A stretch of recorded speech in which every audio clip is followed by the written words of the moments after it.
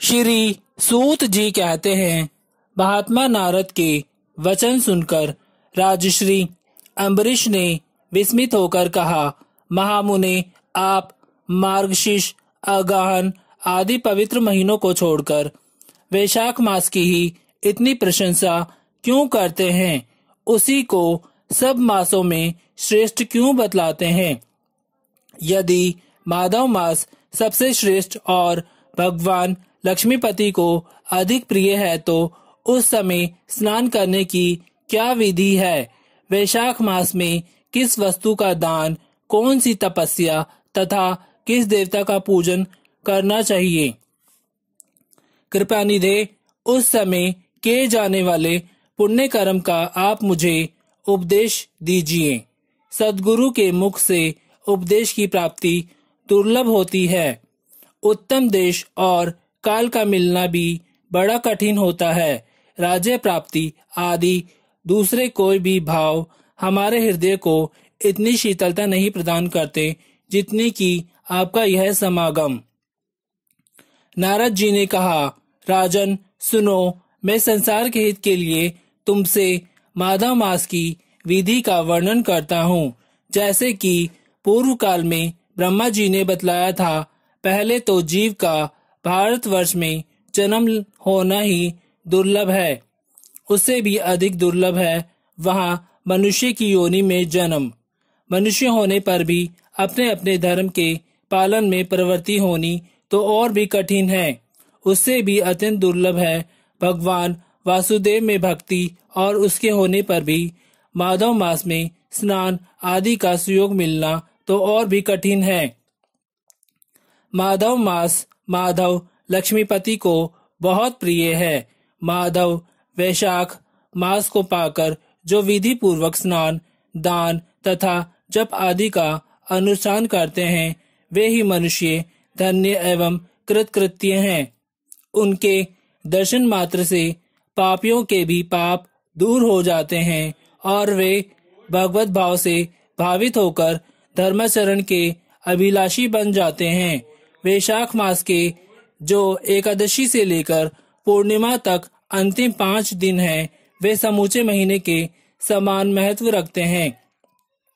राजेंद्र, जिन लोगों ने वैशाख मास में भली भांति के उपचारों द्वारा मधु दैत्य के मारने वाले भगवान लक्ष्मीपति का पूजन कर लिया, उन्होंने अपने जन्म का फल पा लिया। भला कौन सी ऐसी अत्यंत दुर्लभ वस्तु है जो वैशाख के स्नान तथा विधि पूर्वक भगवान के पूजन से नहीं प्राप्त होती? जिन्होंने दान, होम, जप, तीर्थ में प्राण त्याग तथा संपूर्ण पापों का नाश करने वाले भगवान श्री नारायण का ध्यान नहीं किया, उन मनुष्य का जन्म इस संसार में व्यर्थ ही समझना चाहिए। जो धन के रहते हुए भी कंजूसी करता है, दान आदि किए बिना ही मर जाता है, उसका धन व्यर्थ है। राजन, उत्तम कुल में जन्म, अच्छी मृत्यु, श्रेष्ठ भोग, सुख, सदा दान करने में अधिक प्रसन्नता, उदारता तथा उत्तम धैर्य, ये सब कुछ भगवान श्री विष्णु जी की कृपा से ही प्राप्त होता है। महात्मा नारायण के अनुग्रह से ही मनोवांछित सिद्धियां मिलती हैं। जो कार्तिक में, माघ में तथा माधव को प्रिय लगने वाले वैशाख मास में स्नान करके मधुहंता लक्ष्मीपति दामोदर की विशेष विधि के साथ भक्ति पूर्वक पूजा करता है और अपनी शक्ति के अनुसार दान देता है, वह मनुष्य इस लोक का सुख भोग कर अंत में श्री हरि के पद को प्राप्त होता है। भूप, जैसे सूर्योदय होने पर अंधकार नष्ट हो जाता है, उसी प्रकार वैशाख मास में प्रातः स्नान करने से अनेक जन्मों की उपार्जित पाप राशि नष्ट हो जाती है। यह बात ब्रह्मा जी ने मुझे बताई थी। भगवान श्री विष्णु ने माधव मास की महिमा का विशेष प्रचार किया। अतः इस महीने के आने पर मनुष्यों को पवित्र करने वाले पुण्य जल से परिपूर्ण गंगा तीर्थ, नर्मदा तीर्थ, यमुना तीर्थ अथवा सरस्वती तीर्थ में सूर्योदय से पहले स्नान करके भगवान मुकुंद की पूजा करनी चाहिए। इससे तपस्या का फल भोगने के पश्चात अक्षय स्वर्ग की प्राप्ति होती है। भगवान श्री नारायण अनमय रोग व्याधि से रहित हैं। उन गोविंद देव की आराधना करके तुम भगवान का पद प्राप्त कर लोगे। राजन, देवादिदेव लक्ष्मीपति पापों का नाश करने वाले हैं। उन्हें नमस्कार करके चैत्र की पूर्णिमा को इस व्रत का आरंभ करना चाहिए। व्रत लेने वाला पुरुष यावनियों का पालन करे, शक्ति के अनुसार कुछ दान दे, हविष्य अन्न भोजन करे, भूमि पर सोए, ब्रह्मचार्य व्रत में दृढ़ता पूर्वक स्थित रहे तथा हृदय में भगवान श्री नारायण का ध्यान करते हुए कृच्छ आदि तपस्याओं के द्वारा शरीर को सुखाए। इस प्रकार नियम से रहकर जब वैशाख की पूर्णिमा आए उस दिन मधु तथा तिल आदि का दान करें। श्रेष्ठ ब्राह्मणों को भक्ति पूर्वक भोजन कराएं, उन्हें दक्षिणा सहित धेनु दान दें तथा वैशाख स्नान के व्रत में जो कुछ त्रुटि हुई हो उसकी पूर्णता के लिए ब्राह्मणों से प्रार्थना करें। भूपाल, जिस प्रकार लक्ष्मी जी ने जगदीश्वर माधव की प्रिया हैं, उसी प्रकार माधव मास भी मधुसूदन को बहुत प्रिय है। इस तरह उपयुक्त नियमों के पालन पूर्वक 12 वर्षों तक वैशाख स्नान करके अंत में मधुसूदन की प्रसन्नता के लिए अपनी शक्ति के अनुसार व्रत का उद्यापन करें। अम्बरीश, पूर्व काल में ब्रह्मा जी के मुख से मैंने जो कुछ सुना था वह सब वैशाख मास का महात्म्य तुम्हें बता दिया। अम्बरीश ने पूछा, मुने, स्नान में परिश्रम तो बहुत थोड़ा है, फिर भी उससे अत्यंत दुर्लभ फल की प्राप्ति होती है। मुझे इस पर विश्वास क्यों नहीं होता? मुझे मोह क्यों हो रहा है? नारद जी ने कहा, राजन, तुम्हारा संदेह ठीक है। थोड़े से परिश्रम के द्वारा महान फल की प्राप्ति असंभव सी बात है, तथापि इस पर विश्वास करो, क्योंकि यह ब्रह्मा जी की बताई हुई बात है।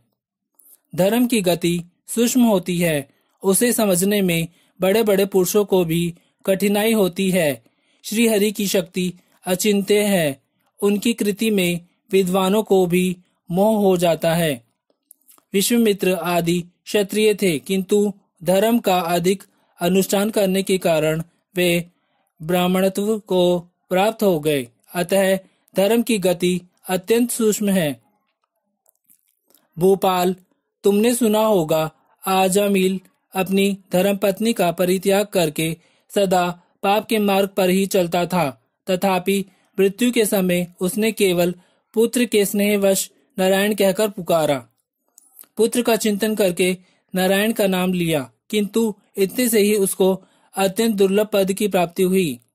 जैसे अनिच्छा पूर्वक भी यदि आग का स्पर्श किया जाए तो वह शरीर को जलाती ही है, उसी प्रकार किसी दूसरे निमित्त से भी यदि श्री गोविंद का नाम उच्चारण किया जाए तो वह पाप राशि को भस्म कर डालता है। अनिच्छापि दहति स्पृष्टो हुतवाहो यथा तथा दहति गोविंद नाम। व्याज परिताम। जीव विचित्र है, जीवों की भावनाएं विचित्र है, कर्म विचित्र है तथा कर्मों की शक्तियां भी विचित्र है। शास्त्र में जिसका महान फल बताया गया हो वही कर्म महान है, फिर वह अल्प परिश्रम साध्य हो या अधिक परिश्रम साध्य। छोटी सी वस्तु से भी बड़ी से बड़ी वस्तु का नाश होता देखा जाता है। जरा सी चिंगारी से बोझ के बोझ तिनके स्वाह हो जाते हैं। जो श्री कृष्ण के भक्त हैं उनके अनजान में किए हुए हजारों हत्याओं से युक्त भयंकर पातक तथा चोरी आदि पाप भी नष्ट हो जाते हैं। वीर, जिसके हृदय में भगवान श्री विष्णु की भक्ति है, वह विद्वान पुरुष यदि थोड़ा सा भी पुण्य कार्य करता है तो वह अक्षय फल देने वाला होता है। अतः माधव मास में माधव की भक्ति पूर्वक आराधना करके मनुष्य अपनी मनोवांछित कामनाओं को प्राप्त कर लेता है। इस विषय में संदेह नहीं करना चाहिए। शास्त्रोक्त विधि से किए जाने वाला छोटे से छोटा कर्म क्यों ना हो, उसके द्वारा बड़े से बड़ा पाप भी क्षय हो जाता है तथा उत्तम कर्म की वृद्धि होने लगती है। राजन, भाव तथा भक्ति दोनों की अधिकता से फल में अधिकता होती है। धर्म की गति सूक्ष्म है, वह कई प्रकारों से जानी जाती है। महाराज, जो भाव से हीन है, जिसके हृदय में उत्तम भाव एवं भगवान की भक्ति नहीं है, वह अच्छे देश तथा काल में जा जाकर जीवन भर पवित्र गंगा जल से नहाता और दान देता रहे तो भी कभी शुद्ध नहीं हो सकता, ऐसा मेरा विचार है। अतः अपने हृदय कमल में शुद्ध भाव की स्थापना करके वैशाख मास में प्रातः स्नान करने वाला जो विशुद्ध चित्त पुरुष भक्ति पूर्वक भगवान लक्ष्मीपति जी की पूजा करता है, उसके पुण्य का वर्णन करने की शक्ति मुझ में नहीं है। अतः भूपाल, तुम वैशाख मास के फल के विषय में विश्वास करो। छोटा सा शुभ कर्म भी सैकड़ों पाप कर्मों का नाश करने वाला होता है। जैसे हरि नाम के भय से राशि राशि पाप नष्ट हो जाते हैं, उसी प्रकार सूर्य के मेष राशि पर स्थित होने पर समय प्रातः स्नान करने से तथा तीर्थ में भगवान की स्तुति करने से भी समस्त पापों का नाश हो जाता है। यथा हरे नाम भयेन भूप नाशयन्ति सर्वे दूरतस्य वृंदा नूनम रवो मेषगते विभाते स्नानेन तीर्थे च हरिस्तवेन। जिस प्रकार गरुड़ के तेज से सांप भाग जाते हैं, उसी प्रकार प्रातः काल वैशाख स्नान करने से पाप पलायन कर जाते हैं। यह निश्चित बात है। जो मनुष्य मेष राशि के सूर्य में गंगा या नर्मदा के जल में नहाकर 1 या 2 या 3 समय तक भक्ति भाव के साथ प्रशमन नामक स्तोत्र का पाठ करता है, वह सब पापों से मुक्त होकर परम पद को प्राप्त होता है। अम्बरीश, इस प्रकार मैंने थोड़े में ही यह वैशाख स्नान का सारा महात्म्य सुना दिया। अब और क्या सुनना चाहते हो?